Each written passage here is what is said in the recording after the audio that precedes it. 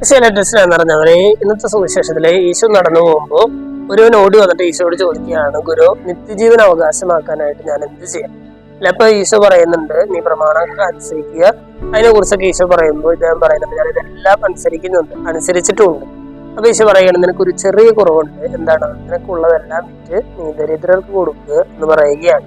അപ്പൊ അദ്ദേഹം വളരെ സങ്കടത്തോടെ തിരിച്ചുപോയി എന്നൊക്കെ സുവിശേഷം സാക്ഷ്യപ്പെടുത്തുന്നുണ്ട്.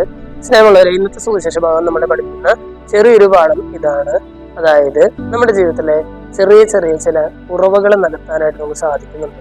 നമ്മുടെ ജീവിതത്തില് വലിയ വലിയ കാര്യങ്ങൾ ചെയ്യാനായിട്ട് നമ്മൾ ഭയങ്കര മിടുക്കന്മാരായിരിക്കും. എന്നാൽ എൻ്റെ ജീവിതത്തിലെ ചില ചെറിയ ചെറിയ കുറവുകളെ പരിഹരിക്കാനായിട്ട് എനിക്ക് സാധിക്കുന്നുണ്ട്. ഒരുപക്ഷെ മണിക്കൂറുകളോളം ഞാൻ പള്ളിയിൽ ഇരുന്ന് പ്രാർത്ഥിക്കുന്ന ഒരു വ്യക്തിയായിരിക്കും. ആ ഒരു മേഖലയിൽ ഞാൻ പെർഫെക്റ്റ് ആയിരിക്കും. പക്ഷേ സംസാരിക്കുന്ന സമയത്ത് മറ്റുള്ളവർ കുറ്റം പറയുന്നത് ചെറിയ കുറവ് എൻ്റെ ജീവിതത്തിലുണ്ടായിരിക്കും. അങ്ങനെയാണെങ്കിൽ ഒരുപക്ഷെ മണിക്കൂറുകൾ പ്രാർത്ഥിക്കുന്നതിനേക്കാളും നമുക്ക് ബുദ്ധിമുട്ട് ഈ കുഞ്ഞൊരു കുറവിനെ പരിഹരിക്കുന്നതായിരിക്കും. ഇന്നത്തെ സുവിശേഷത്തില് ഈ യുവാവ് വന്നിട്ട് ഈശോയോട് പറയുന്നുണ്ട്, എല്ലാ പ്രമാണങ്ങളും ഞാൻ അനുസരിക്കുന്നുണ്ട്. അദ്ദേഹത്തെ സംബന്ധിച്ച് അത് വളരെ എളുപ്പമുള്ള കാര്യമാണ്.